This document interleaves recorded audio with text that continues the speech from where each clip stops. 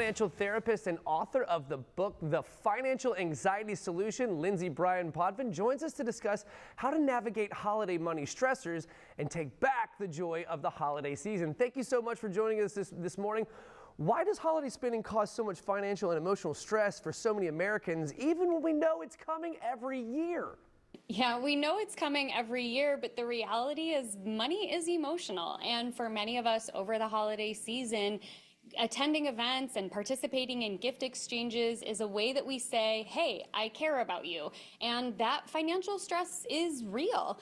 2 in 5 Americans say that they're more financially stressed this year compared to last. So I'm hoping that this conversation can give your viewers some tips on how to dial down that financial stress this holiday season. Me too, Lindsay, me too. So what are some smart ways individuals and families can plan ahead and set a budget that's realistic, without taking the fun out of the season? Yeah, the key here is to list out all of the different things that you have coming up. Events, gift exchanges, travel, and then decide what are the things that are most important to me, or if you're deciding as a family, what are the things that are most important to us? That will make sure that you prioritize those events and you spend in alignment with those values and those different things. Meaning that when you spend in that way, you're hopefully getting more of that holiday fun by not prioritizing the things that don't matter as much. And if you're still feeling the pinch after you list out what you can do and what you cannot do, you can turn to different tools that allow you to spread out your payments over time. Tools like Afterpay help you spread out your payments in 4 different installments without the high interest that credit cards charge. And we know that that interest rate and that credit card stress is very real, and Afterpay helps you sidestep all of that. Yeah, that's a recipe for disaster for a lot of folks. So for people who feel pressured to keep up with friends or family gift budgets and entertaining budgets, how can they say no gracefully and still enjoy the holidays? I mean, no is a complete sentence, but as you mentioned, David, it can feel really awkward and ungraceful to say no. So I always recommend just being clear. People really respect clarity over ghosting. So tell them, hey, I would love to come, but I'm just maxed out on the amount of events I'm attending this year.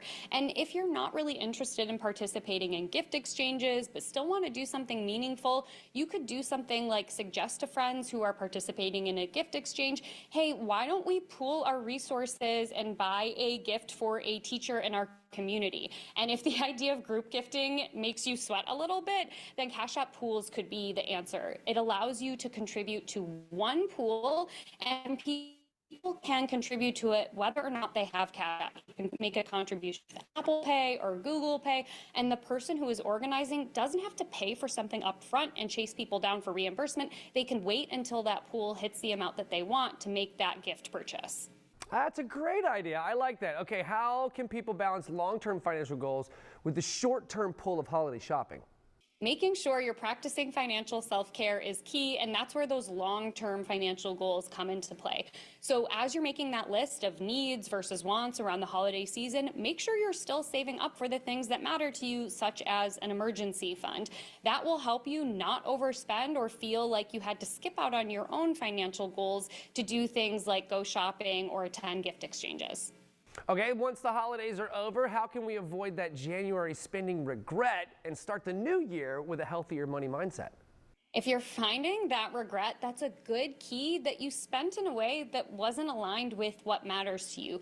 Use that as information instead of judgment or instead of guilt. And give yourself credit for all of the things that you achieved over the course of the year. So many of us focus on our spending in November or December and beat ourselves up instead of looking at what progress we made the other 10 months of the year. And we can use that progress and build on that momentum so that 2026, we are achieving those financial goals. Lindsay, these are fantastic tips and suggestions. I really do appreciate your time. You're very brilliant. Where do we go to learn some more information? For tools on how to save money and spend smarter, you can visit Afterpay and Cash App in your app store. Fantastic. Thank you so much for your time this morning. And guys at home, you can always catch this segment or others like it if you head over to First Coast News Plus.